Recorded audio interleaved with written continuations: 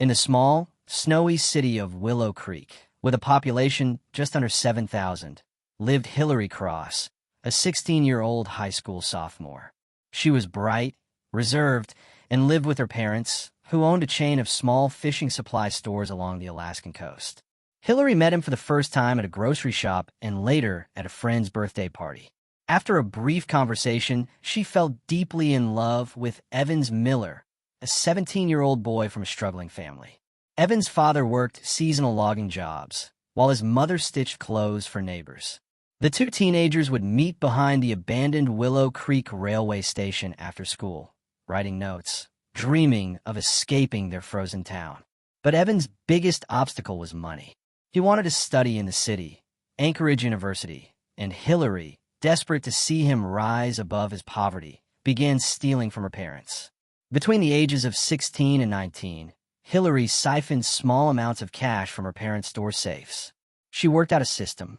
On weekends, she'd volunteer to help count sales and skim off $100 to $200 at a time. Occasionally, she'd steal checks from her father's locked drawer, forging his signature to withdraw money. Some other times, she will take her mother's jewel eyes and sell them to get cash for Evans.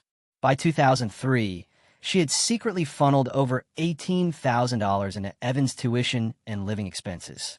She sent the money through money orders purchased at the Willow Creek post office and sometimes met Evans at Anchorage's Fifth Avenue Mall, where she'd hand him an envelope.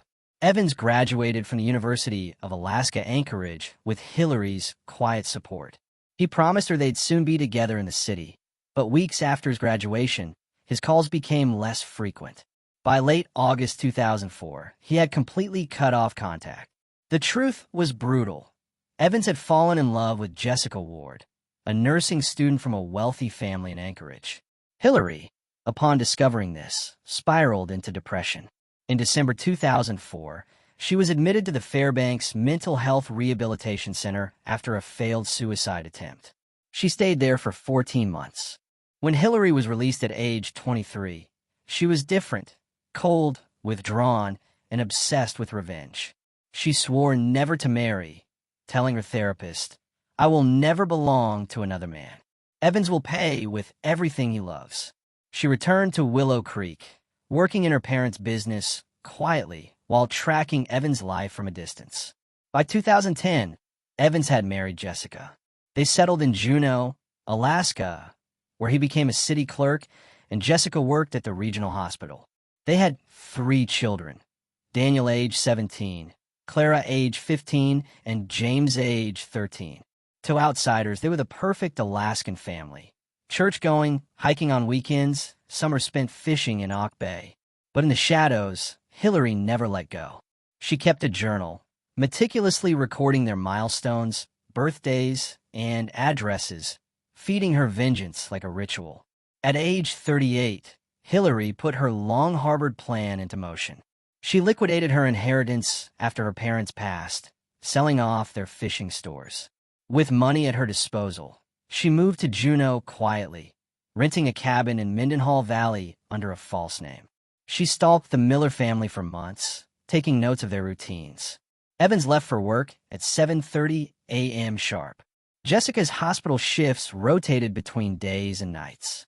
The children attended Juneau Douglas High School and Harbor View Elementary. Family grocery trips were every Sunday evening at Foodland IGA. Hilary purchased firearms through a private seller in Anchorage and began visiting shooting ranges under the pretense of learning self-defense. On a cold Wednesday night, with snow flurries dusting the streets, Hilary executed her plan. At 9:45 p.m., she broke into the Miller residence in Lemon Creek, Juneau.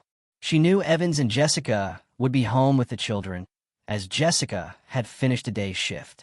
Wearing black gloves and carrying a silenced handgun, Hilary entered through the back door, which she had earlier tampered with to disable the lock. She first confronted Evans in the kitchen, shooting him twice in the chest. Jessica ran from the living room, screaming, only to be shot in the head. The 3 children, Daniel, 15, Clara, 14, and James, 12, were trapped upstairs. Hilary ascended slowly, whispering, "He chose her over me. Now you'll pay too." She shot each child in their bedrooms. By 10:20 p.m., the Miller family was dead. Hilary calmly wiped surfaces, set the scene to look like a burglary, and disappeared into the night. The murders shocked Juneau. Police initially suspected a home invasion gone wrong. But weeks later, security footage from a nearby gas station captured Hilary's car near the scene. Investigators linked her DNA, found on a glove left behind, to the crime. On June 3, 2023, Hilary Cross was arrested at her cabin in Mendenhall Valley. During interrogation, she confessed chillingly. "I raised him, I made him, and he abandoned me like trash. I only took back what he owed."